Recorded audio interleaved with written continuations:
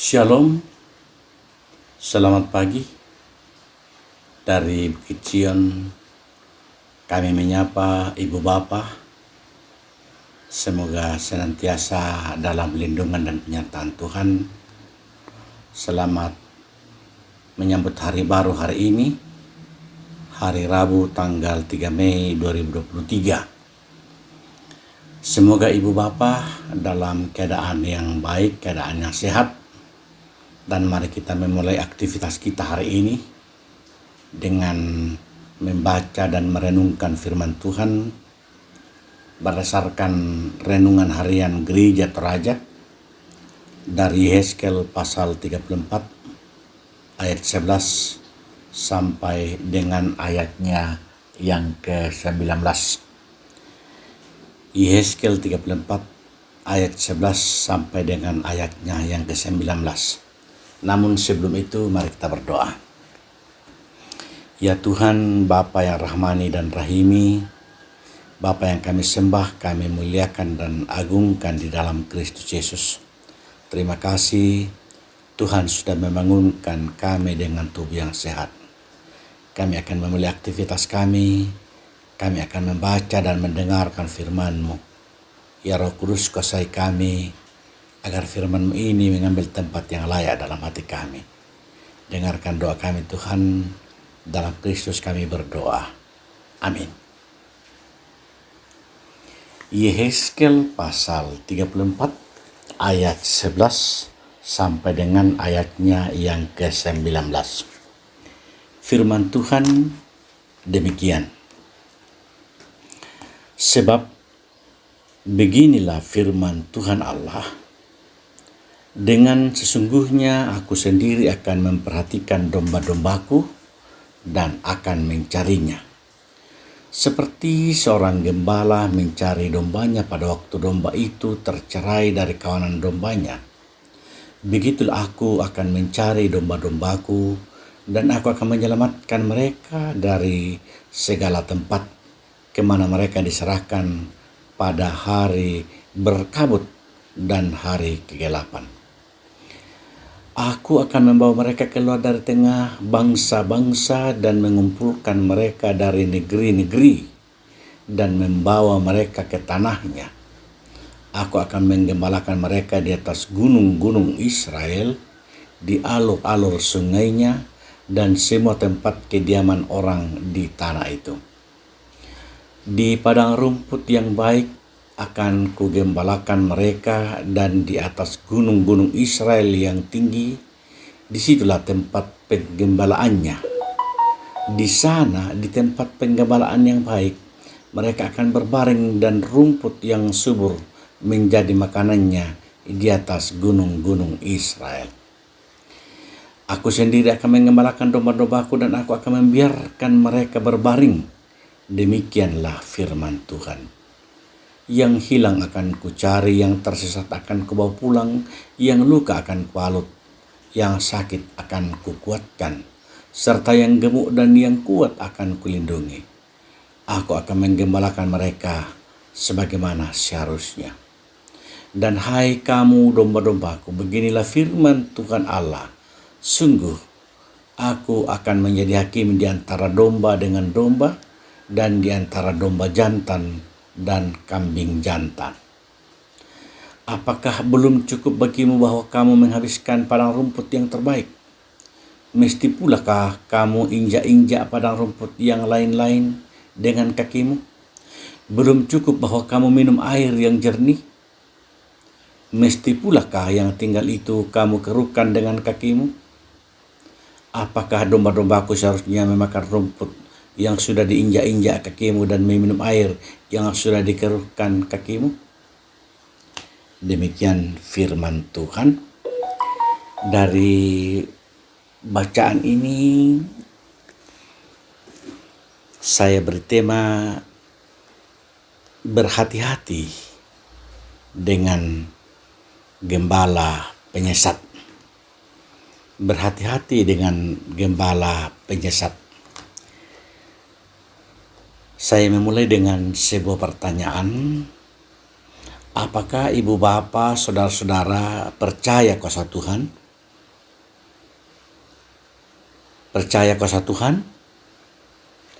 Jika ya, maka serahkanlah hidupmu digembalakan oleh Tuhan. Sebab Tuhan Yesus mengatakan, "Akulah gembala yang baik." Yohanes 10 ayat 11.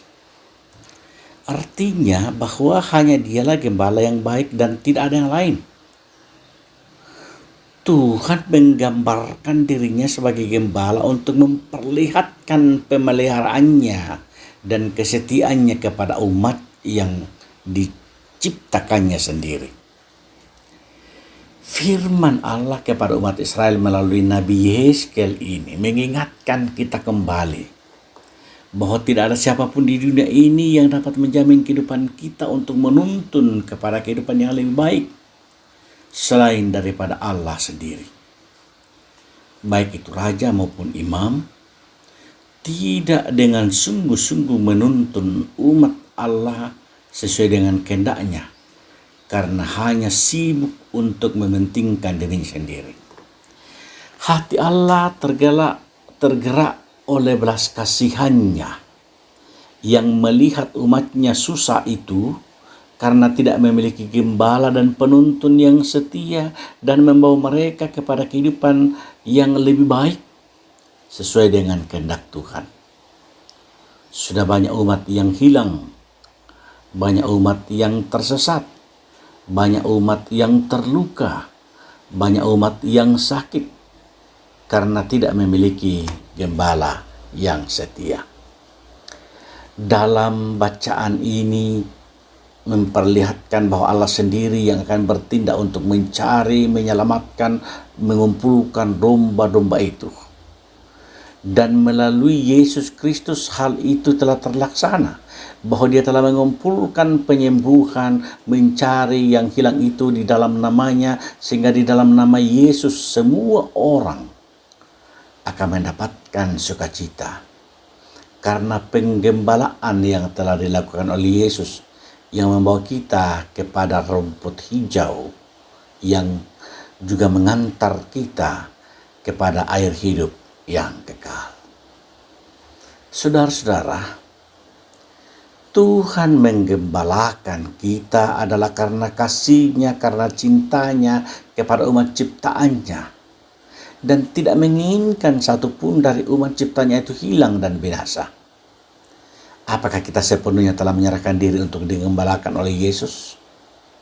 Ini merupakan pertanyaan yang harus kita pergumulkan setiap waktu.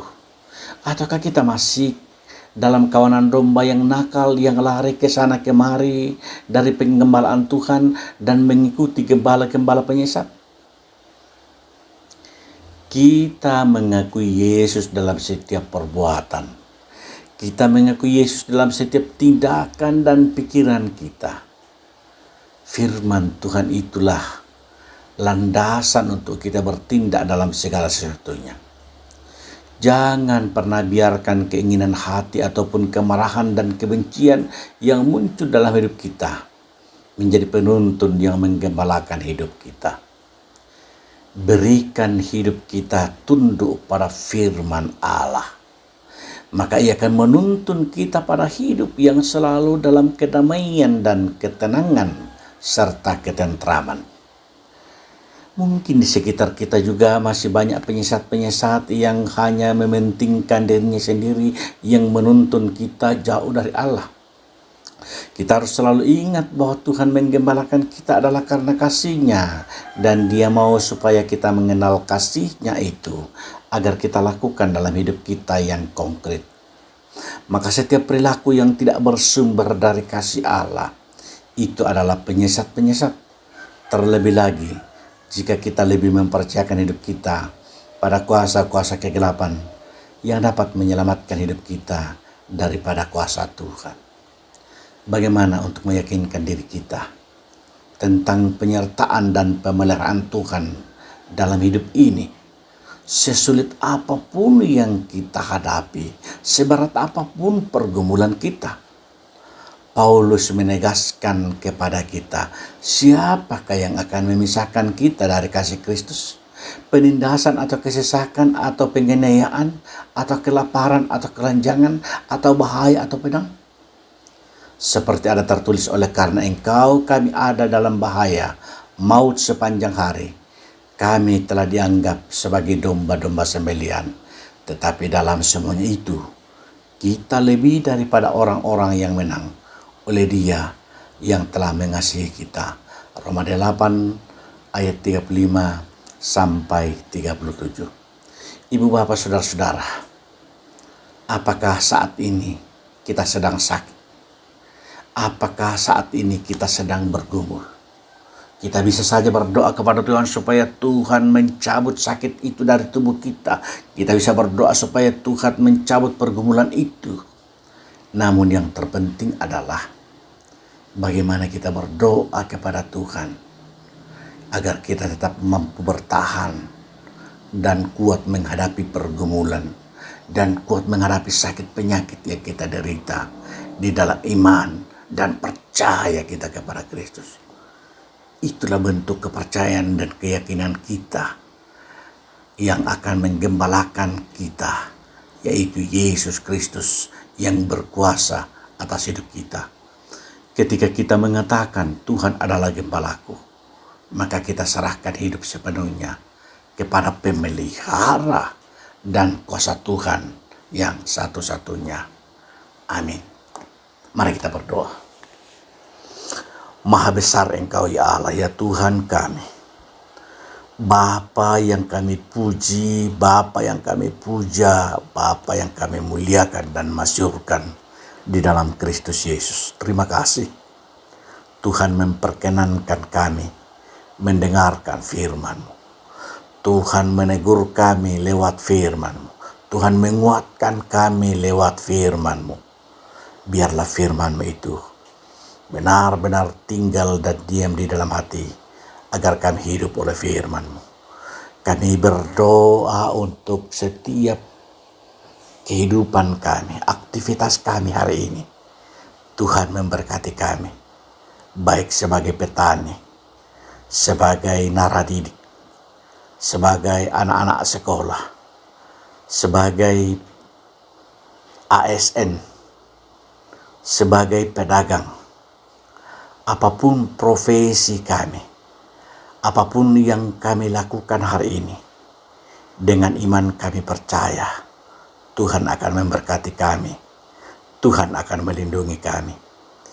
Kami berdoa Tuhan untuk setiap umat-Mu. Tuhan, kiranya Engkau menguatkan mereka. Demikian pun kami berdoa untuk orang-orang yang hidup dalam pergumulan, yang hidup dalam permasalahan, yang hidup dalam berbagai tantangan. Oh Tuhan, kasihani mereka, lepaskan mereka. Biarlah mereka boleh menjalani hidup ini dengan sukacita dan damai sejahtera. Yang dalam pergumulan karena kehidupan ekonomi, karena masalah keuangan, karena masalah pekerjaan, Tuhan membukakan jalan bagi kami. Tuhan memberikan yang terbaik bagi kami, agar kami melewati hidup ini dalam naungan kuasa dan kasih Tuhan. Kami teringat bagi para lansia, kami teringat bagi para orang tua kami yang tidak berdaya karena keterbatasan fisik. Dengan iman kami percaya bahwa kuasa kasih Tuhan akan melindungi mereka. Karena itu Tuhan, nyatakan kuasa-Mu dan kasih-Mu. Demikian pun yang bergumul karena sakit penyakit. Oh Tuhan, sembuhkan mereka. Sembuhkan dengan bilur-bilur-Mu, agar mereka yakin bahwa Tuhan ada bersama dengan kami setiap waktu dan setiap kesempatan. Dengarkan doa kami Tuhan. Kami meminta kepadamu, kami bermohon kepadamu. Dalam Kristus kami berdoa. Amin. Selamat beraktivitas. Tuhan memberkati. Tuhan akan senantiasa menolong dalam kehidupan ibu bapa. Kurang semangat.